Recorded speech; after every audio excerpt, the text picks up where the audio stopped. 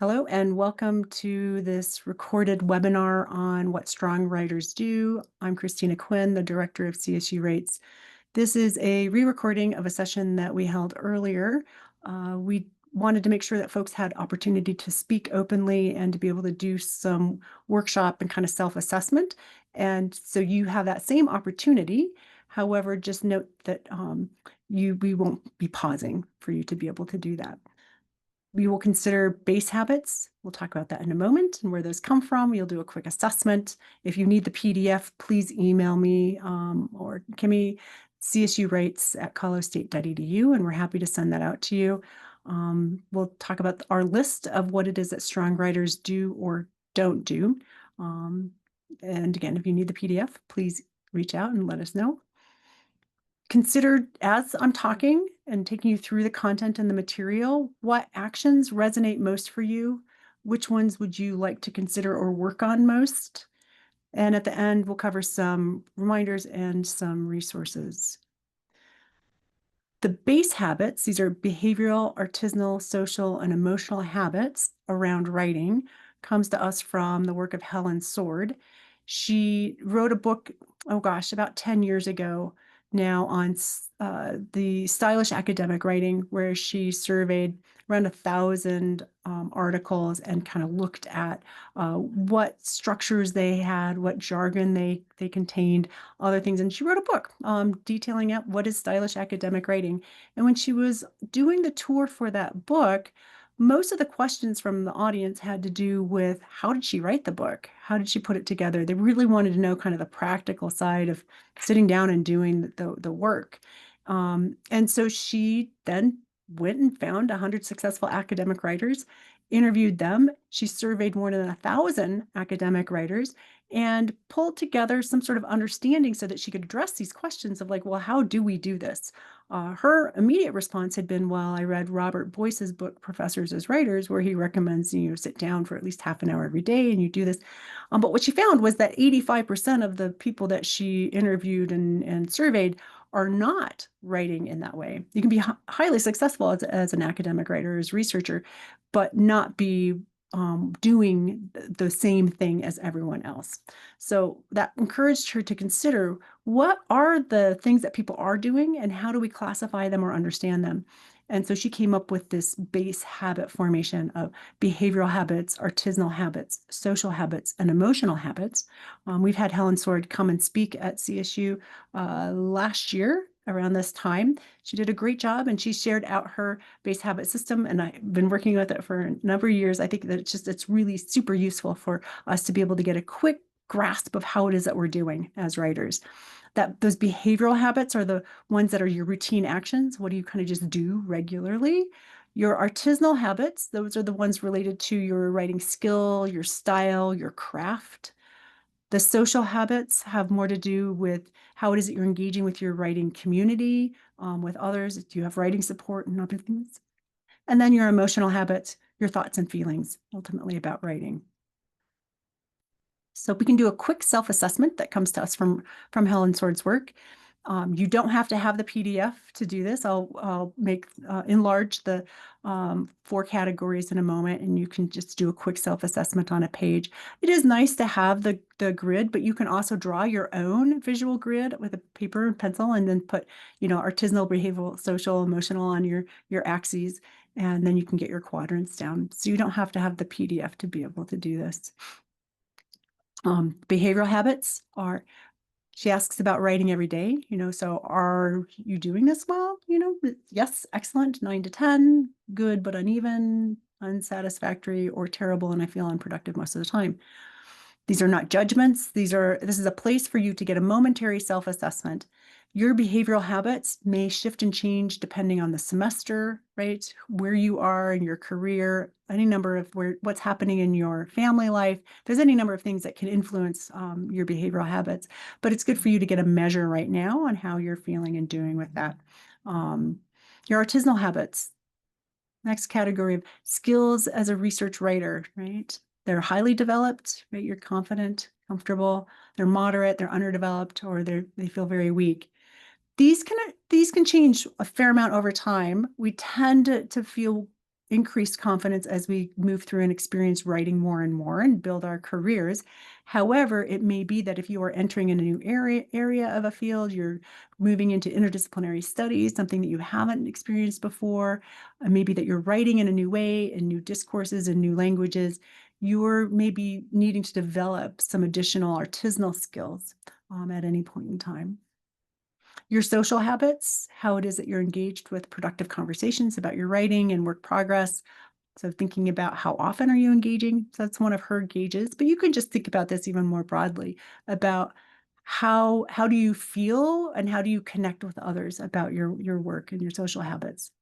You could also, by the way, broaden out social habits and how it is that you're sitting down regularly and thinking about the audience to whom you are writing and connecting with and having a conversation with on the page, with your article, with your grant proposal, or other things.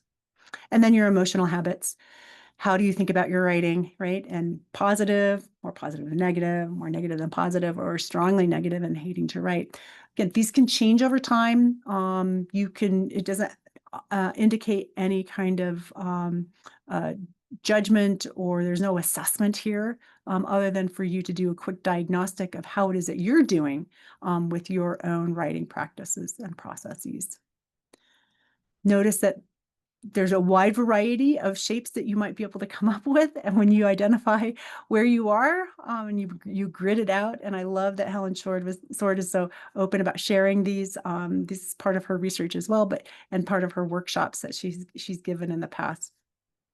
But you can notice that there are various ways that people at various stages of their careers and in different areas can feel either highly skilled in one area and less skilled in another at any given point in time.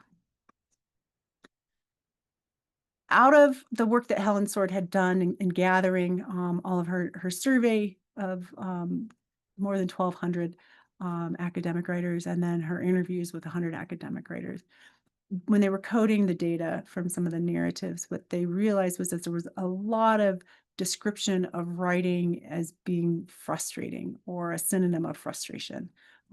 And so ultimately, Helen Sword then and her graduate students and colleagues wrote a piece called Frustrated Academic Writers. And so I'm pulling from that one now. But she says, whatever its cause is, the frustration experienced by so many academic writers today appears to be a distinctly modern condition. It's the product of a cultural environment that demands ever increasing levels of productivity and perfection from us. I think those pressures are the ways under which we write now, and that I appreciate that she names it, that she's identified that a lot of academic writers do experience frustration. She also, her next book I should share out was on the pleasure of academic writing. And so we also know that for as much as we can feel frustrated, we can also feel great pleasure. And so one does not negate the other, and they can be within the same project, that we can feel really excited and engaged with our projects and our work, but also then at times feel frustrated as well. She tried to kind of gauge what that frustration was, where that was coming from. And there are some internal and some external causes for that. So you could think about the internal ones and discipline and difficulty in beginning, or other things like lack of time, academic conventions, negative feedback. So those kind of externals. So that between the externals and the internals, there are more kind of internal, it seems like, causes for some of that frustration. And we can talk about that when we get to the advice, the maxims on being a strong writer versus the things that you don't want to do, right? Um, so how did you learn to write in your discipline? It's helpful for you to kind of consider where your learning comes from. Most of us learn, and this comes also from Helen Sword's data, that most of us are informally learning how it is that we do what we do. There can be some formal guidance, but notice that that's very few folks are taking specific courses on how to write a grant proposal or how to write a article for publication. Most of it's a semi-formal or informal kind of process where we learn by doing and we get feedback and then we change and we grow. So just keep that in mind, that you are, as a writer, not necessarily being given always clear, strict guidelines for you to understand and follow so that you know with great certainty what it is that you might be doing at any given moment. which means that sometimes it's helpful to just have some good guidance in general for you, some maxims to think about what what does strong writing look like? And this is the handout that we gave out. It's a PDF that's broken down into a grid of, on one side, the statement of what it is that strong writers don't do, and then on the other side, what it is that strong writers do do. And this comes as a model to us, not from Helen Sword at all.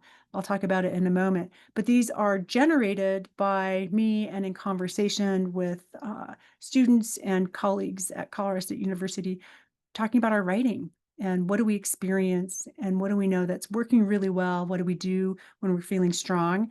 And what is it that we do when we're not actually being strong and on top of our game? So I connected it to Helen Sword's behavioral, artisanal, social, and emotional habits, just so that you could have some glimpse of the categories in which these fall. Most of them are fitting within some sort of, artisanal and or excuse me, emotional, and kind of behavioral, place, but there's a couple, that are actually mixed and kind of a little blurred, and you could see that maybe that some of the categories aren't as clean cut, as it's saying only behavioral or only artisanal, but it's the kind of primary category that it fits in. Notice that category number 20, this one, it was recently added this year, and this one has deals specifically with Gen AI, and we'll talk about that in a moment. So you can see kind of how that this gridding lays out, for you to just kind of have some maxims, just a reminder, like don't ignore your physical health to write, right? That you pay attention to your body and writing space. That strong writers don't ignore their mental or emotional health to write, that they include mental and emotional well-being practices within their writing practices. That they don't talk about writing more than they write, because ultimately what they do is they shut up and write. So we'll take a look at some of these in a little bit more in depth. I had asked participants at the webinar to consider which ones resonated with them most, if they could pick a top 3. That gives you some place to be able to start to consider where would you like to do some strength building, for example? Where would you like to be aware a little bit more? Those behavioral categories, I just pulled 3, that I think are some of the more common ones in that kind of ignoring physical health to write, that paying attention to our bodies and space and our writing spaces, we might take it for granted, but we are not really just heads that plug in to, our laptops or our desktops, and that we're just not fingers that are on keyboards, right? So being aware of your body within your writing space and what your writing space is doing for you and how it's supporting you, so helpful to your overall experience of writing and well-being. Don't just turn your computer off or close your notebook at the end of a writing session, that you post notes on where it is that you pick up again. We practice this in the writing retreats, and in the show up and write sessions. And it's really important for us to set some reminders on how do we get back to where it is that we're going next. You can think about, don't talk about writing more than they write. We talked about that a little bit. There's a national movement on shut up and write. This comes from Judy Bridges' work and her book. She ran workshops for creative writers in the Midwest, and she did a great job with and talking about maybe we should just shut up and write rather than talk about it all the time. Excuse me, artisanal habits. I think they should already know how to do it, right? We're not born knowing what all of our genres are. That we recognize that ultimately a strong writer recognizes that writing is complex, and who they are as writers will continue to change and grow over time.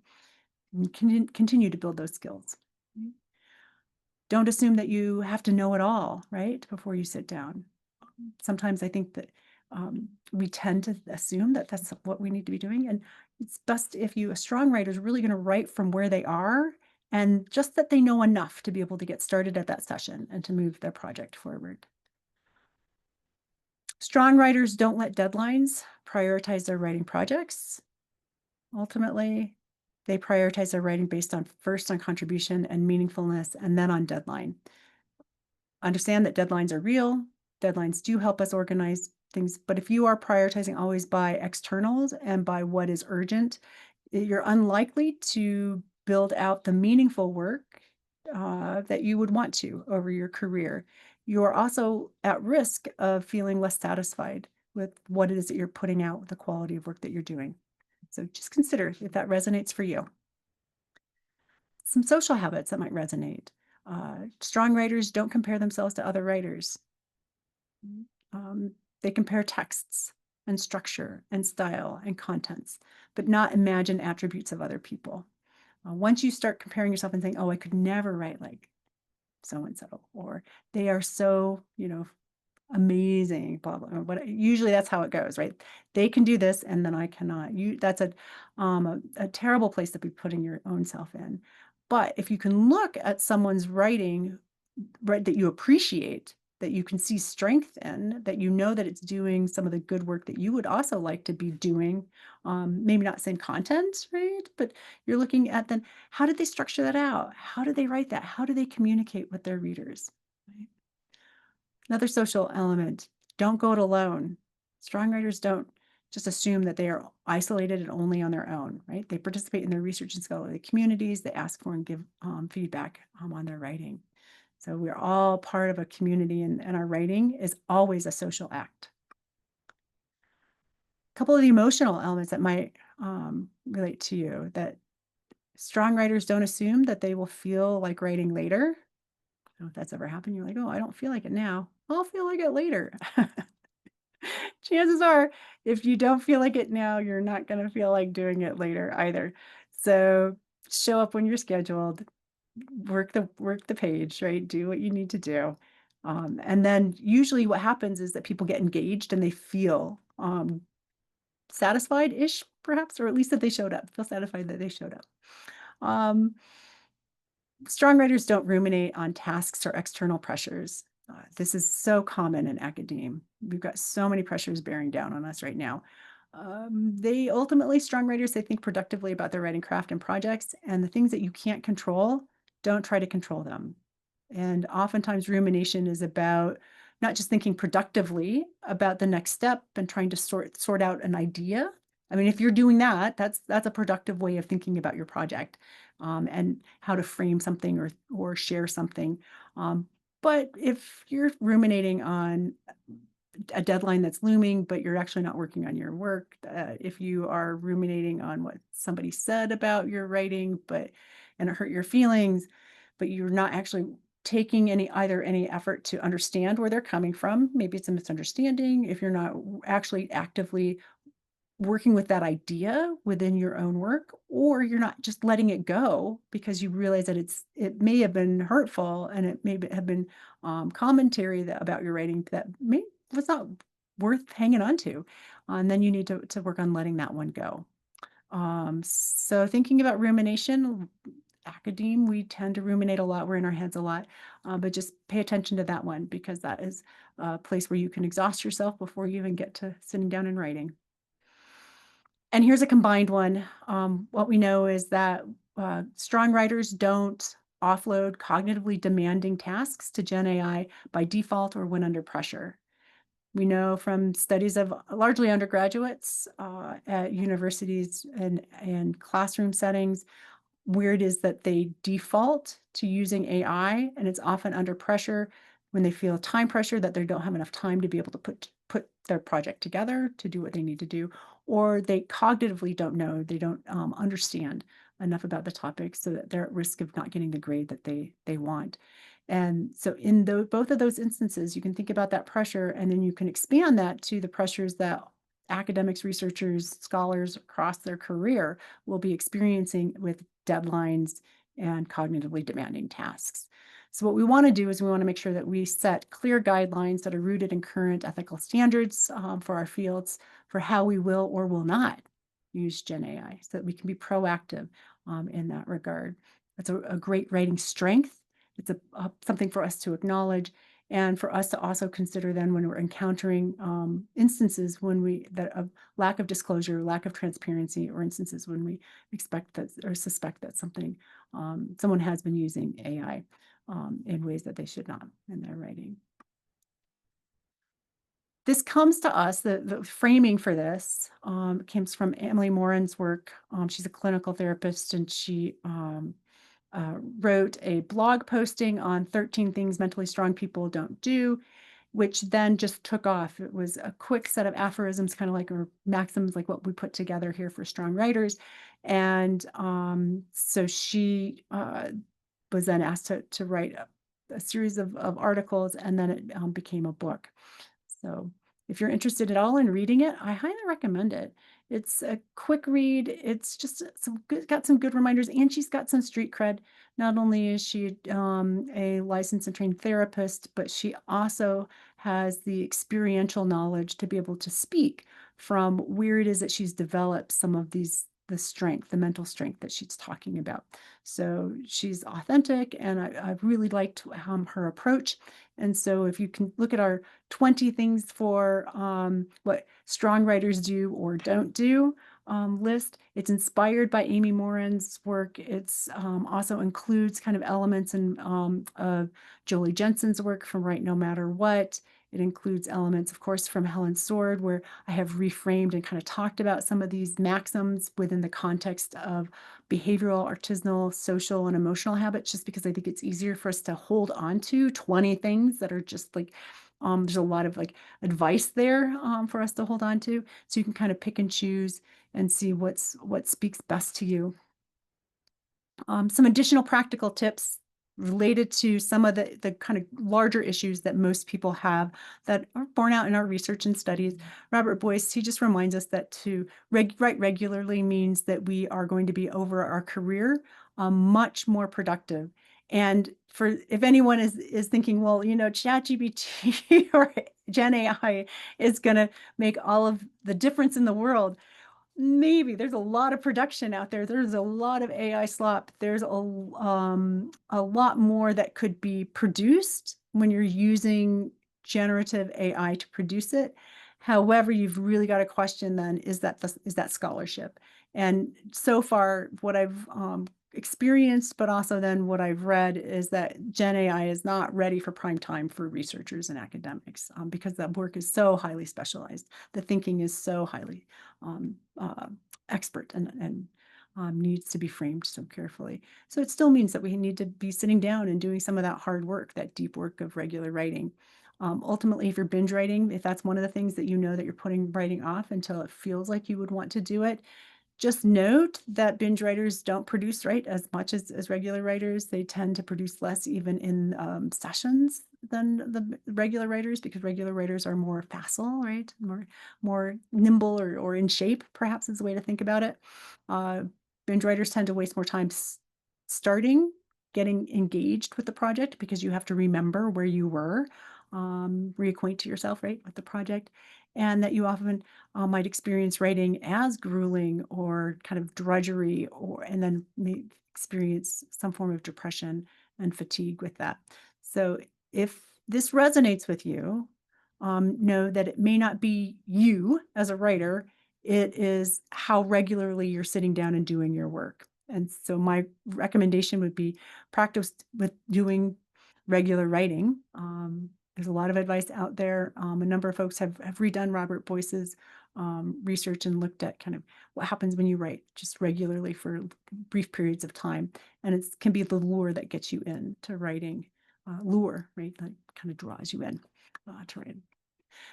Containing projects to focus your attention. If you're having difficulty with too many projects per semester or not being able to focus on them, consider what projects you have open. Charlie Gilkey, in his Start Finishing book, I really like his approach to projects. These are not just writing projects. These are all projects that take a certain amount of cognitive time and space. So if you're thinking about a relationship that you're building out, maybe doing some relationship building is important for you to spend some time on, and just set aside that as a project time. It's going to take more time. So it could be that you have service duties, that you have a committee that you're on. It could be that you are building out a new research project and you're doing a lot of reading and trying to understand the lay of the land. It could be that you have an ongoing active experiment in the lab. So there may be any number of things that could be your projects. And I do like Charlie Gilkey's reminder that you can only have so many per week or month or whatever that are open and that you're able to focus on. If you're starting to feel too distracted or scattered, it may be that you have too many projects open at once. And I say that as a reminder just to myself, because I always have so many projects open, right? So Just a good reminder. Writing projects per week, you may have 10 projects ongoing, you may have 20 projects, right? Somewhere in process, but really what you can focus on is maybe 3 per week. Think about like your 5 projects open. If you have 3 of them are writing projects, then you have some time for teaching maybe and time for I don't know, some service. But the rest of that's a lot per week. So just consider how much time you have to devote to your writing projects and uh, yep, maximum 3 per week is my advice. And then of course in a single session, 1 project per session. When you're teaching, you're teaching. When you're in the lab, you're in the lab. When you're writing, you're writing. And if you can focus on one thing at a time, that's better. Emailing, you're emailing. You may be like me getting worse at email over time. Do what you can, right? But focus on one thing at a time. Clarifying, logging, tracking over time, just some good reminders about how it is that we build out our projects and build our strength and energy for projects over time. We need to be clear when we sit down on what we're going to be working on. It's helpful if we log that, if we have a way of tracking over time what our project is doing, how many projects, right, we have open. So what are your tracking systems? Think about the repetition of sessions, the durations, and how long you need to be sitting down for those. Those can vary from project to project or semester to semester. Your energy levels, those will vary from moment to moment sometimes, but really for, thinking about a day, a week, and then into like a month or a semester. Like over time, I would argue that we have um, early on generally more energy, as with a day, as with a week, as with a semester. And then there's a point where we tend to hit the muddy middle. That's the post-lunch slump or some sort of slump. And then we hit the kind of an end point where we see the end in sight and we're able to kind of kick it in. So pay attention to what your energy levels are throughout the cycles of your work and days. Being aware of due dates, not using due dates to guide your work, but just being aware of them is helpful. Awareness of your project's contents and sections and how much time each section is going to take. That kind of awareness without being pressure can be really helpful for you to anticipate next steps and to keep things moving forward smoothly. Um, some additional resources, many of them I mentioned today, a couple of them I did not. I didn't mention Jan Allen's A Productive Graduate Student Writer, but if you are a graduate student, I highly recommend it. Neil Fiore's The Now Habit, a strategy program for overcoming procrastination and enjoying guilt-free play. If you tend to put writing off to the last minute, that might be a good read for you. It's really helpful. He was at Berkeley, and he left Berkeley to go into private practice, but he worked with a lot of writers while he was there. And Jolie Jensen's Write No Matter What. I highly recommend this one. I buy it in bulk. If you need a copy, please reach out and let me know. I can see what I can do. They're starting to get pricey, but it's U Chicago Press, and it's just a really good guide for addressing how it is that you might stall out or how you might need to start and pick up your writing regularly. So it's very helpful. Science research writing for non-native speakers of English. Hillary Glassman Deal's book. It has now been revised. I need to change that picture because it's the second edition is for native and non-native, and I've recommended it for native English writers just because I think she does a great job of breaking down an IMRAD structure for an article and what it looks like and how you would use language in each section. And then the last one, of course, is Helen Sword's Air, and Light and Time and Space, which we used today talking about base habits. For CSU Writes resources, we have drop-in writing sessions, no prep, no pressure, no just progress, show up and write. Those are on the website. Please drop in, or if you're looking to sign up for writing and have a little bit more accountability, we're happy to have you as a virtual or in-person person to show up and write. On our website, you'll also see now a link to something called Write Well. This is a series of pages where we will have, they're living pages, meaning that when we do workshops like this or webinars, we'll be adding content to these different categories so that you can find some good information there, quick information, kind of bite-sized, maybe usually 7 to 10 minute videos, maybe on some things, but Some of them, there's full courses or additional information. For example, Mirafa on conflict management and writing, for example, that's a full 30-minute piece. But just take a look through there, and there might be something in there that resonates for you and would be helpful at a moment. As I mentioned, we've been adding in content as we add in our webinars, and we talked about habits last week, I think, in CSU rates. So I brought in some work by Dr. Judson Brewer. He's got some wonderful pieces, little quick things on habits so that we can understand what they are a little bit better and how to work with them, particularly for us in the context of writing. But he talks about it in the context of any number of things, like the habits that you might want to change around your diet or around smoking, or for him around anxiety. Those are all the books that he's published on.